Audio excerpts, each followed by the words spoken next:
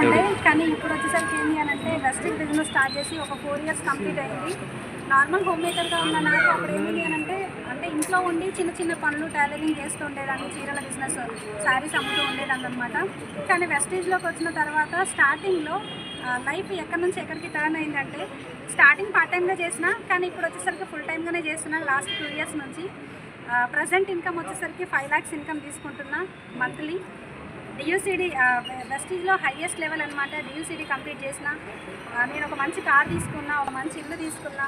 ఇవన్నీ బయట ఏంటి అని అంటే ఇంతకుముందుకు నా జీవితంలో ఏం జరగలేదు, కానీ వెస్టీజ్లోకి వచ్చిన తర్వాత చాలా చేంజెస్ వచ్చినాయి. కానీ ఇప్పుడు నేను కార్ తీసుకోవడం కాదు, ఆల్మోస్ట్ మన ఆర్గనైజేషన్లో మన టీంలో ఏంటి అని అంటే 29 కార్స్ రావడం జరిగిందనమాట. చాలా హ్యాపీ మూమెంట్ అన్నట్టు.